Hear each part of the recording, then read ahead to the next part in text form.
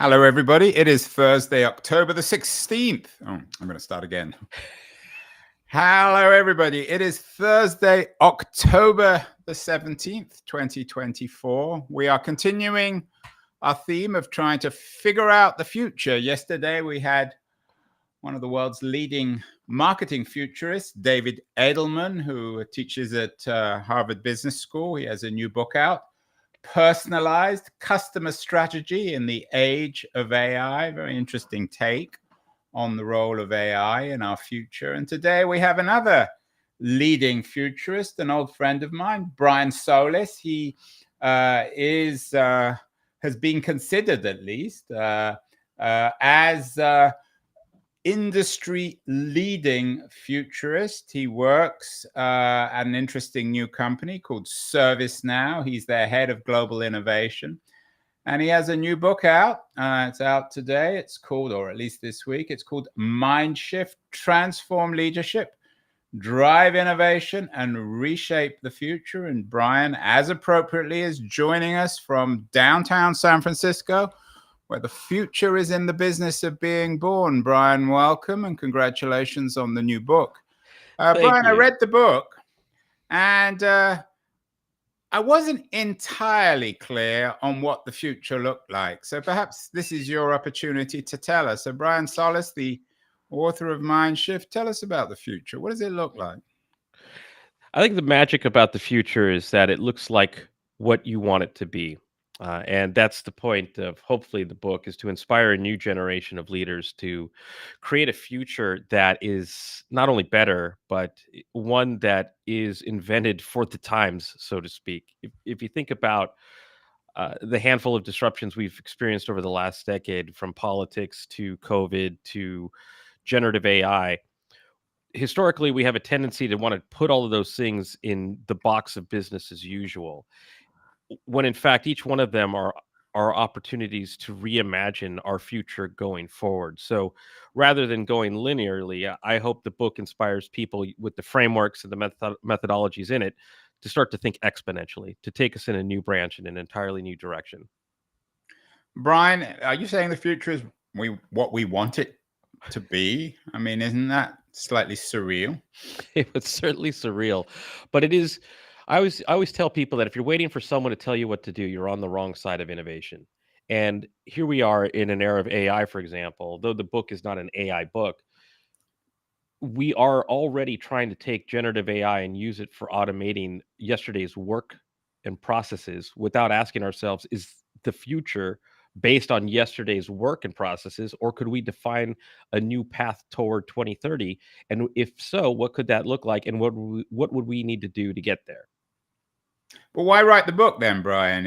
Isn't it inappropriate if we're inventing our own future, or the future is what we want it to be? Why would anyone read a book by Brian Solis or Andrew Keen or anyone else?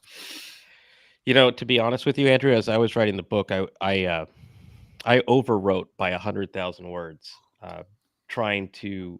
And how long's the book? 100,001 words? It's 60,000. We cut out 100,000 words. Oh my God! So you wrote 160,000.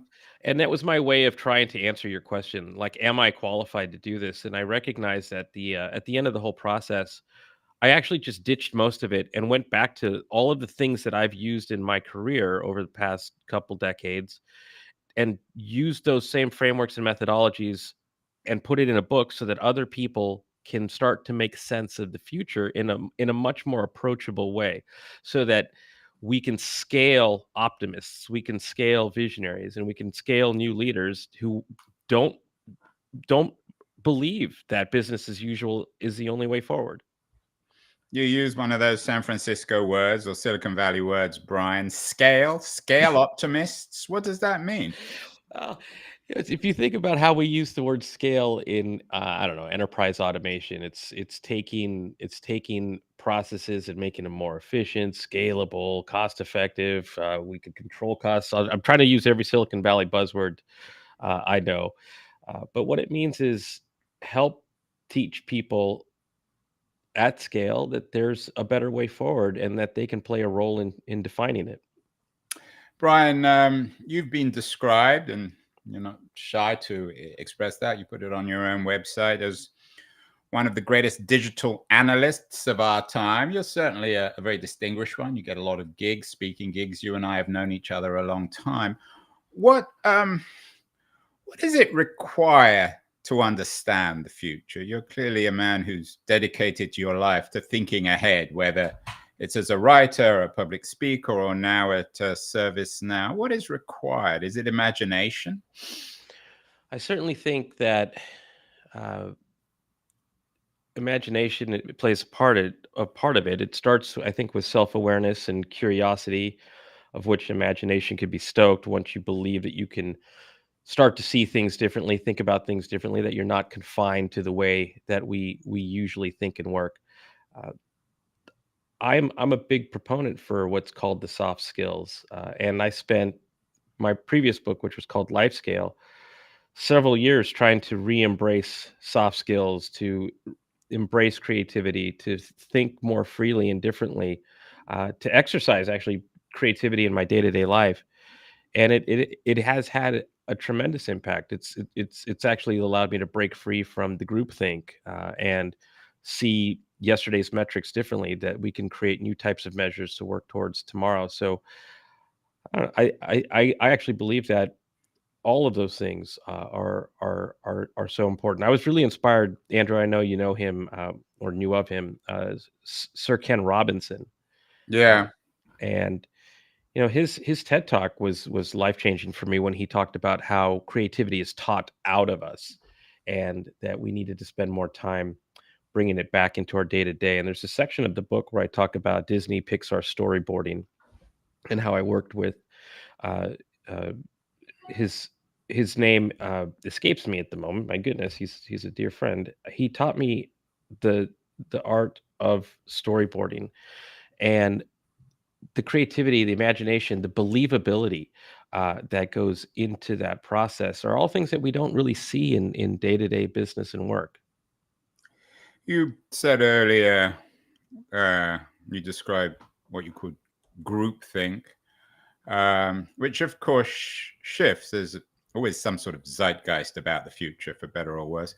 What, Brian, is the current groupthink about the future? When you go to work, when you give a speech, when you go to a conference, what's the conventional way of collectively thinking about the future? My sense is it shifted when you and I were on the speaking circuit, when we used to bump into each other all the time. It was pretty optimistic. Now it's much less optimistic. Is that fair?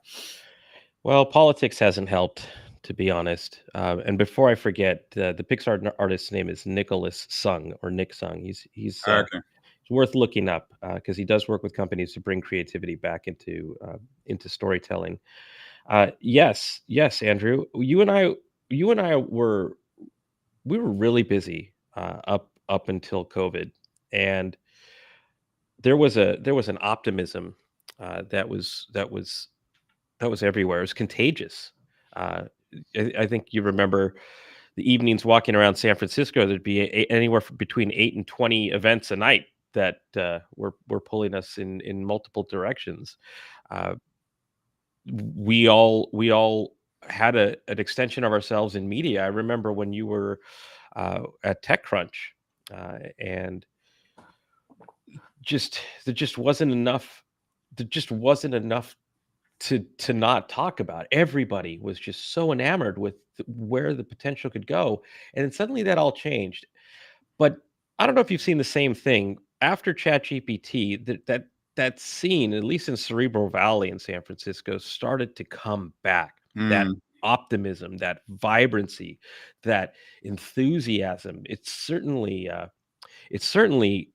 it's certainly not like the last several years. So there's hope back in the valley again. But coming back to my question on groupthink Yes, is, sir. and I want to talk more specifically about OpenAI and Google and all the rest of it, all these all this AI technology later in the conversation. But what is the current groupthink on the future, particularly when it Hmm. comes to AI? All right. One of the things that I spend a lot of time thinking is trying to break that group think. So if you think about the years of digital transformation, just going back to the Industrial Revolution, everything was always uh, integrated within the existing models to make everything faster, cheaper, more efficient, et cetera, increase the opportunity for profitability, use technology to do the repetitive tasks. And the groupthink right now in an era of generative AI is to do that again, just more intelligently. I think where it needs to break into two is automation kind of allows us to think on this linear path, but with generative AI as it evolves through however many waves we want to say there are, OpenAI says 5, it introduces the opportunity for augmentation. So I'll give you an example. If you save time by automating repetitive tasks, the human now finds themselves with more time. What do they do with that time? And that's a question that people aren't readily thinking proactively about. IKEA is one of my favorite stories because they introduced a chat bot for customer service called Billy. Billy was so effective at frontline customer engagement that it solved, I think it's about 57% in the first instance. So that freed up a lot of time for representatives. The company could have, in terms of group think, said we can eliminate those roles and have even more cost savings. Instead, they reskilled that workforce with things like interior design, turned that into its own business unit, and within the first year, it generated 1 billion of net new revenue. So you have this automation, and now you have augmentation with AI. The augmentation part is where groupthink isn't. What about personalization? That used to be a big buzzword. It's what David Edelman writes about in his new book. Is all this new technology going to enable more personalization? And of course, with personalization, do we also have the problem of what some people call surveillance capitalism, of being watched all the time? Is that something that worries you about the future? Okay, the surveillance capitalism. Let's get there in a second. Let me address your personalization question first. They are connected, though, I think.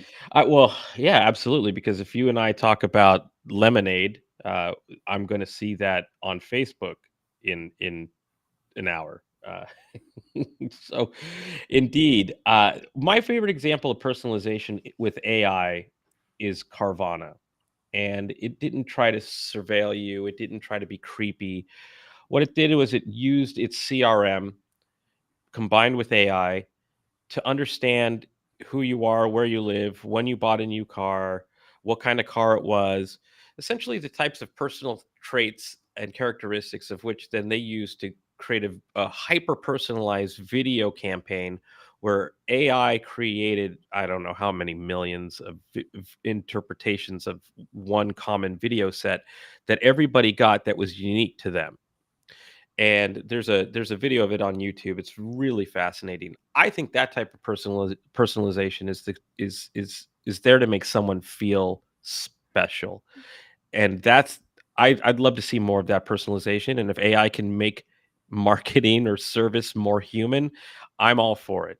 On the surveillance side of things, I am not. I'm not. I do not want to feel like my relationship with technology is keeping tabs on me and using it against me, or not in my opt-in stance uh, everywhere I go in a minority report like way. It's just that's not what I want to see.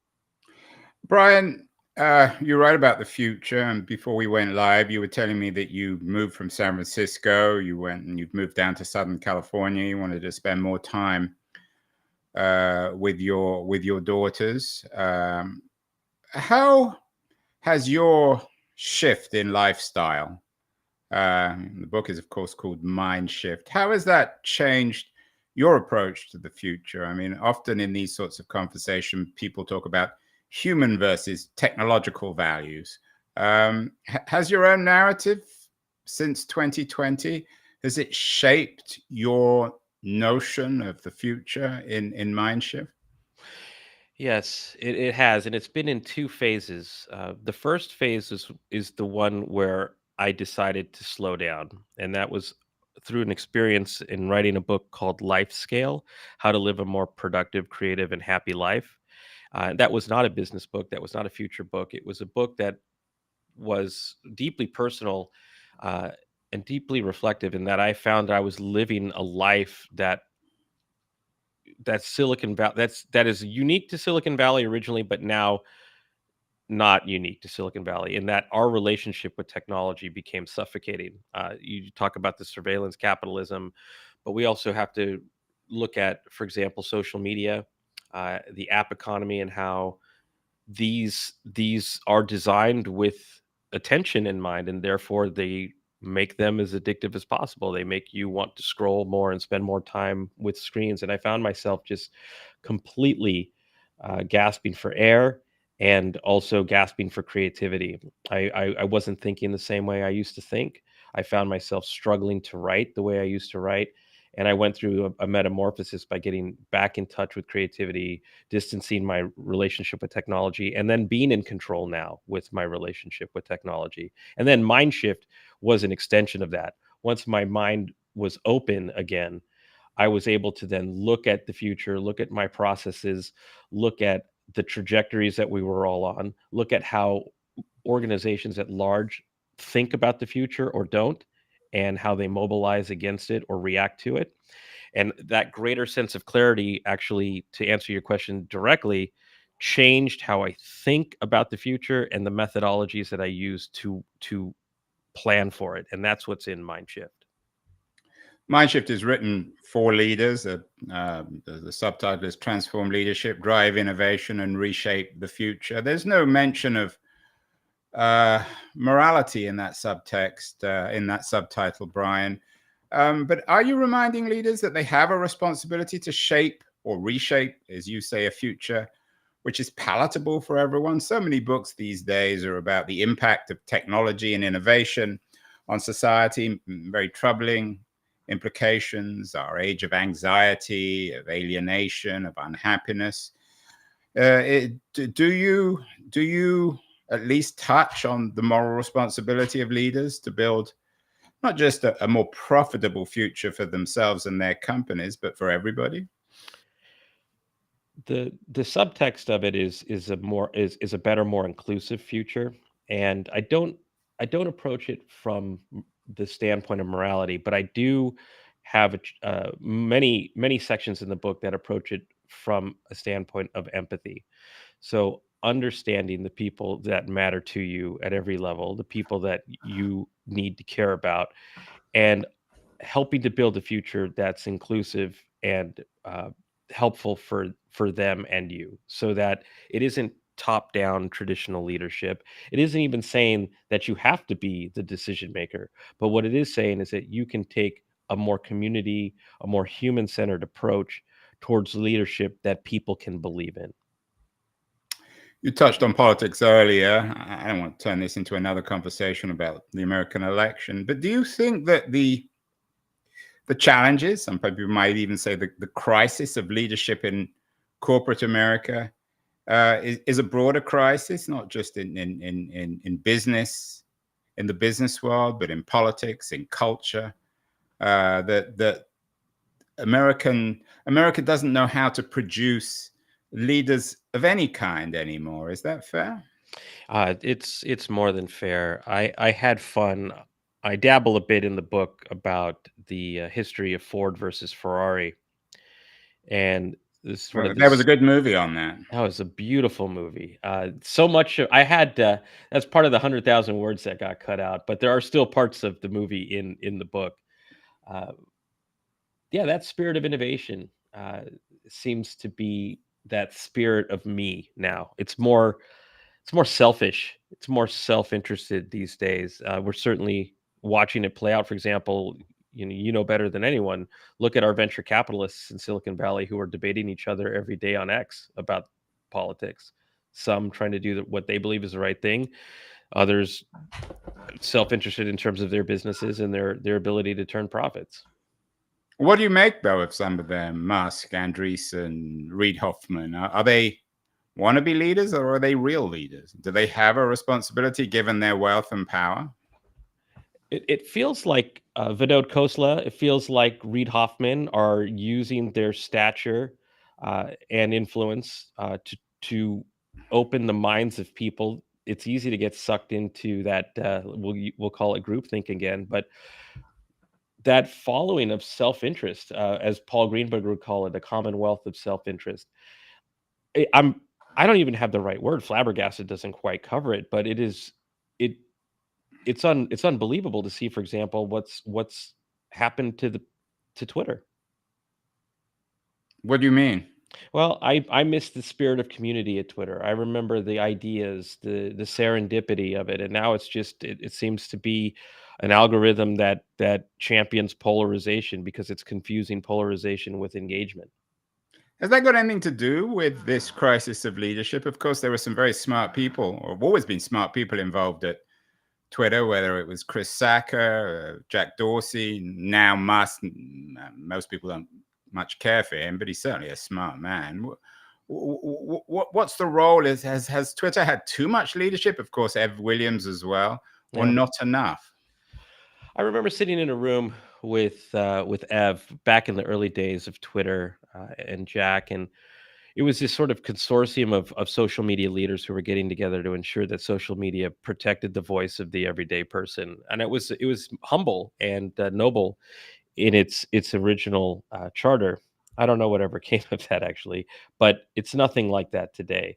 Musk is brilliant, and he knows what he's doing, but it is it is it's the opposite of a mind shift. It's almost like a brainwash that people get so caught up in the polarization and the semblance or the masquerading power of it, and it becomes intoxicating, and I guess it becomes addictive, and you find yourself on this path where that becomes your new normal. And for someone like you or me, I still try to stay on the platform to bring the positive, to keep the people who believe in the similar ideas and interests and aspirations, to keep that community alive and well. But I don't feel like the algorithm is allowing them to see anything that I write, not like it used to. Is another word, Brian, for mind shift skepticism, of always questioning the nature of things.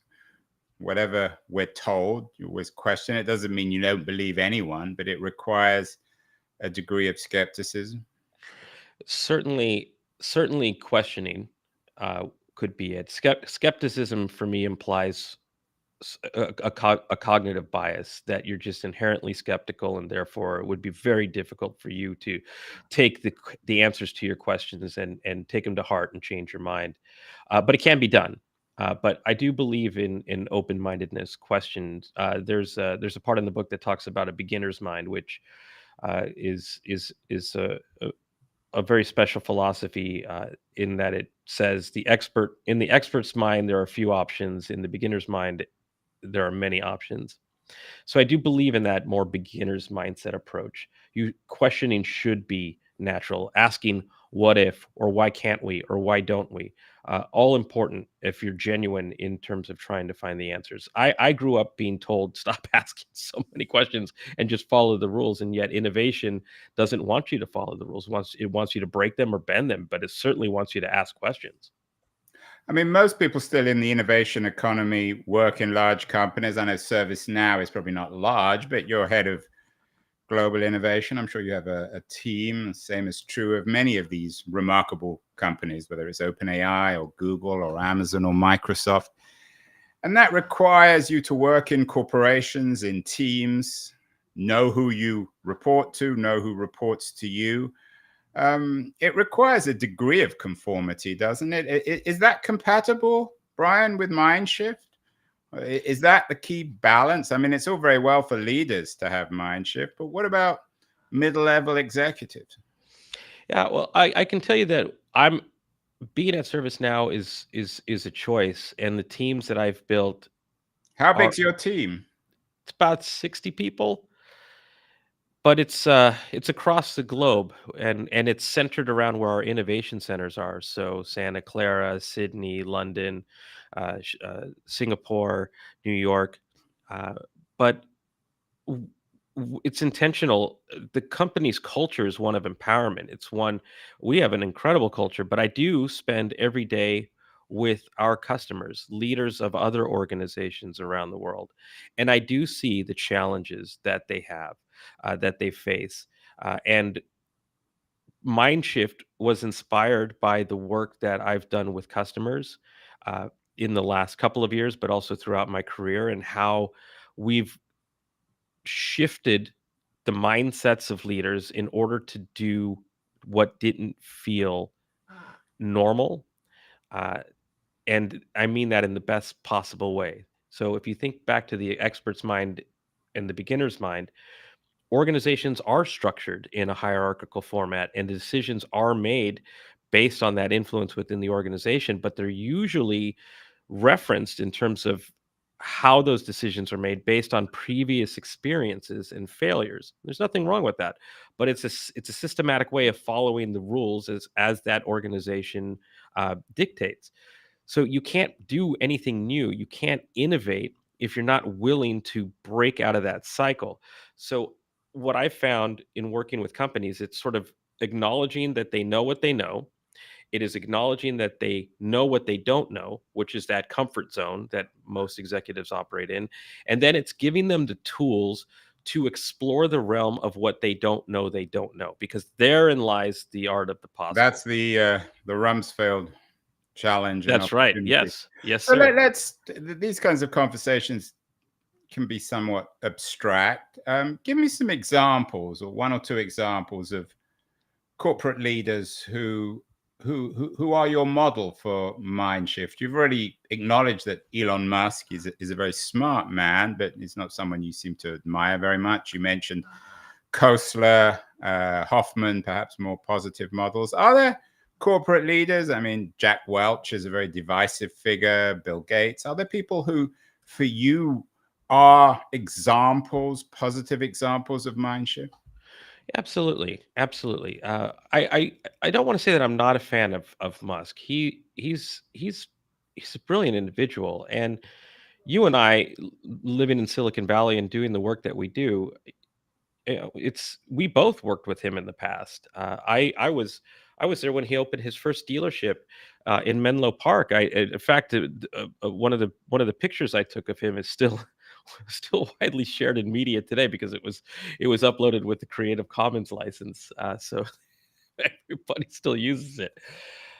It's so some of the people I also admire would be like Brian Chesky of Airbnb. Who usually is one of these characters who most people seem to admire. Yeah, there's two instances of which I admire him. One goes back to the early days of Airbnb.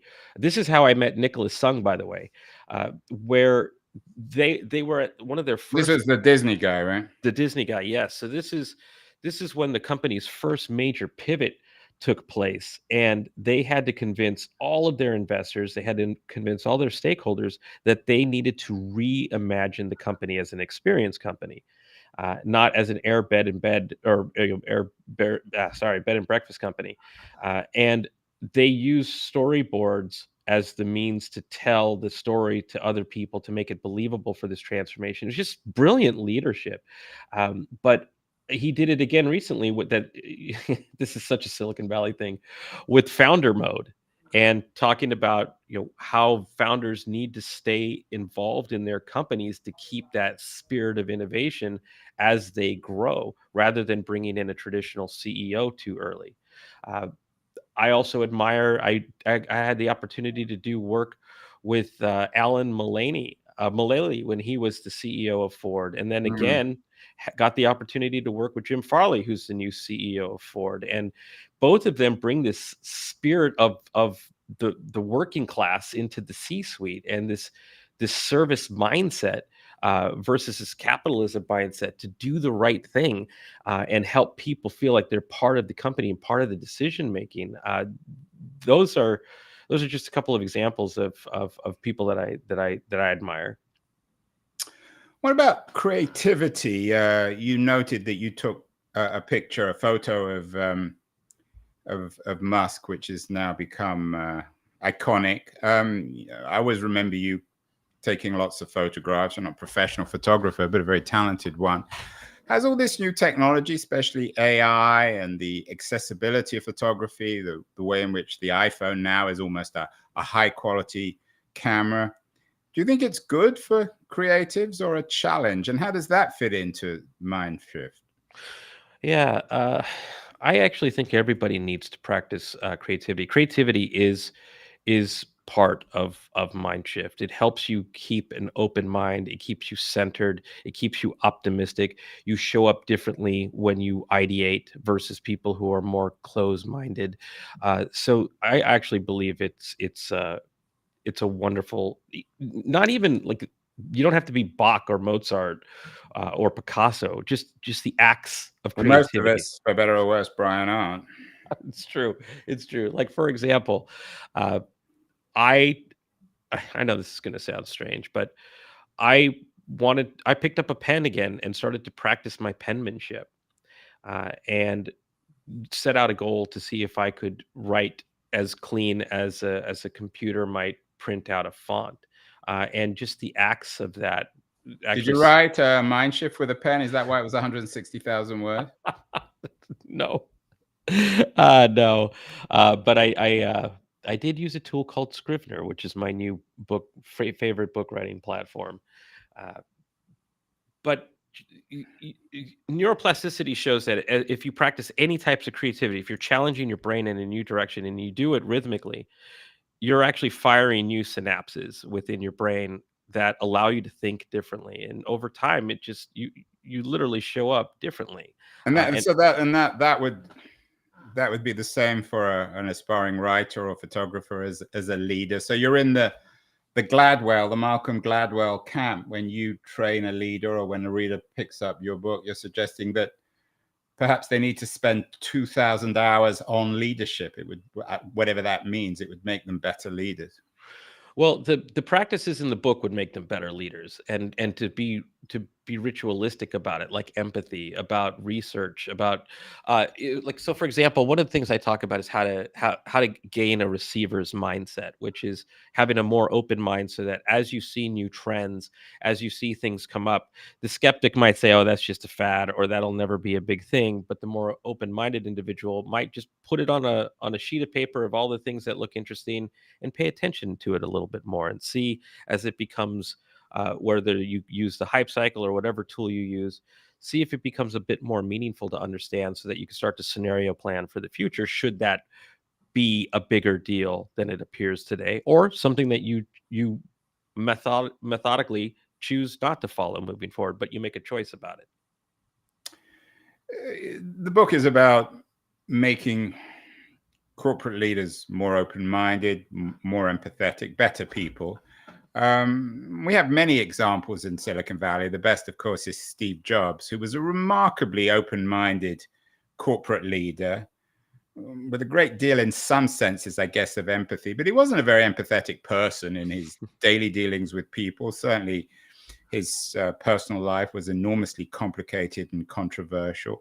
In your view, can corporate leaders do this mind shift just in the office, or does it have to happen at home as well? I think it has to happen in life. You know, you are a human being at home and work, and someone's. I'm older, so I this really resonated with me Well, you're not yesterday. that old, Brian. somebody said somebody said, why does today feel like the Jetsons at home and the Flintstones at work? And that that just really hit home. Yes, the book is about opening corporate leaders' minds, but it's also recognizing that it doesn't have to be today's leader. It could be anyone. It could be someone that reads the book that recognizes that the impact that they're making today isn't as great as they would like, and that they see a bigger, better opportunity for a future that's more inclusive, for a future that's more productive, and that they choose to then be the leader, whether that's starting their own company or whether that's advising the existing corporate leader to help open their mind, to give the gift of a mind shift to someone else. But the idea is to spread that, to spread that practice far and wide, so that more people are open in work and also at home. Brian, let's end with some AI conversation. As you said, it seems in Silicon Valley and San Francisco these days as if everyone suddenly getting very excited again. History, in some senses, seems to be repeating itself. You've written about some of this new technology. Like me, you're very impressed with Google's Notebook LM. What aspect of AI do you think is most important in terms of mind shift? Will, in the age of AI, we even have minds, or will we be outsourcing them to platforms or technologies like Google's Notebook LM, or even perhaps more specifically OpenAI's O1 model that claims at least to be able to reason on its own? So here's a mind shift in action.